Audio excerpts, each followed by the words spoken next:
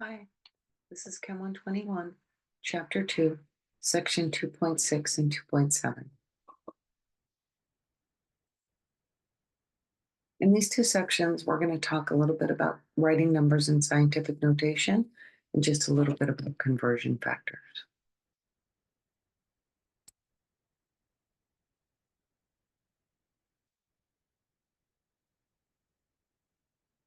So we talked about scientific or decimal notation earlier in this chapter a couple times, and I just want to review it really quick to make sure that everyone's familiar with it and maybe give you a little practice if you need it.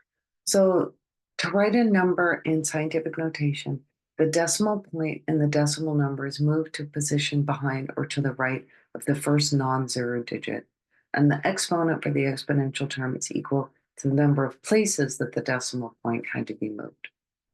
So for example, the number 300, and in this case, both of these zeros are significant, this is the decimal, would be written as 3.00.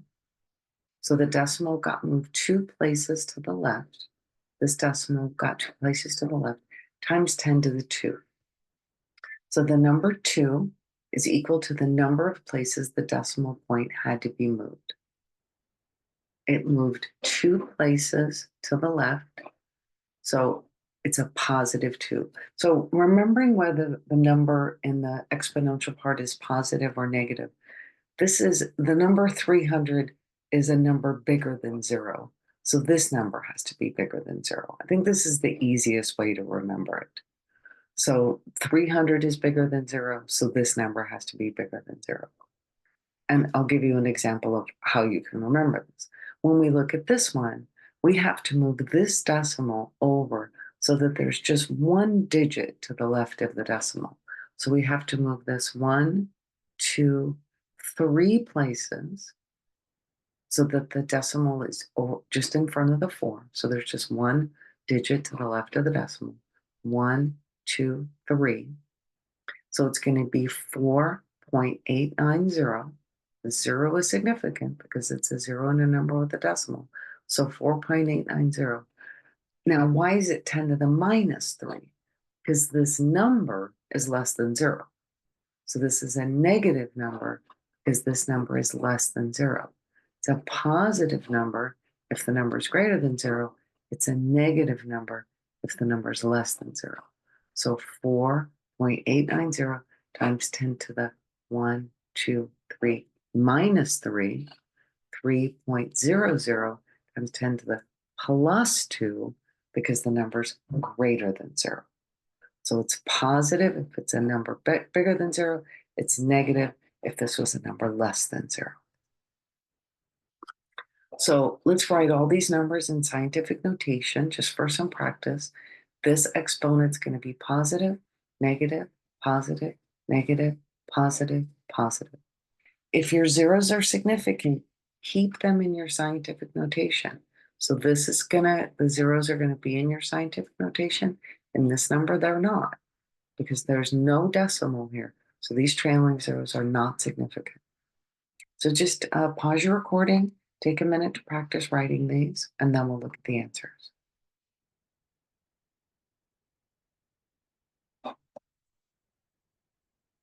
So we're going to move this 0 4 spaces to the left. 1, 2, 3, 4.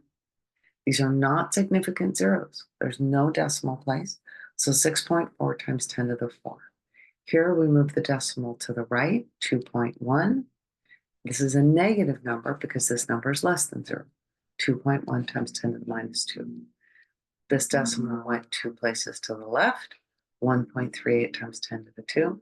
This decimal went 1, 2, 3, 4, 5, 6 places to the right, 5 times 10 to the minus 6.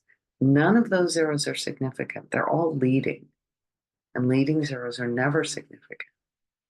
2.5, 1, 2, 3, 1, 2, 3 times 10 to the third.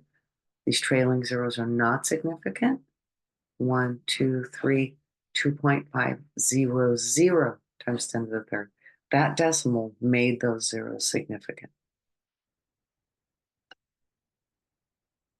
There's a nice link here about scientific notation theory. And there's some practice problems there. And then finally, just a little brief review of conversion factors and equalities, because we're going to use them in the next section. Here's an equality. It's not a metric system equality. This is just 1 foot equals 12 inches, and we can write two conversion factors there. 1 foot is equal to 12 inches, or 12 inches is equal to 1 foot. These are English to metric conversions. You have this table on your handout, your formula handout that you're going to have with quizzes and exams. It's also on your lab number 2, because these are the conversions I want you to use for lab number 2. So metric to English conversions for length. The one for centimeters to inches is exact. All the other ones are measured. So sig figs apply for this one and this one. The 0.621 miles is measured. The 39.4 inches is measured. The 1 point, so these are all measured as, this one's an exact value because that's the definition. Here's the metric to English conversions for mass. These are all measured values. So sig figs would apply here. And here it is for volume. Again, all measured values. Because when the English system and the metric system collided, someone had to figure out how many liters there were in a quart or how many gallons there were in a liter. So these are all measured values. So sig figs are going to apply when you're using these conversions. Okay, so that was a really short section.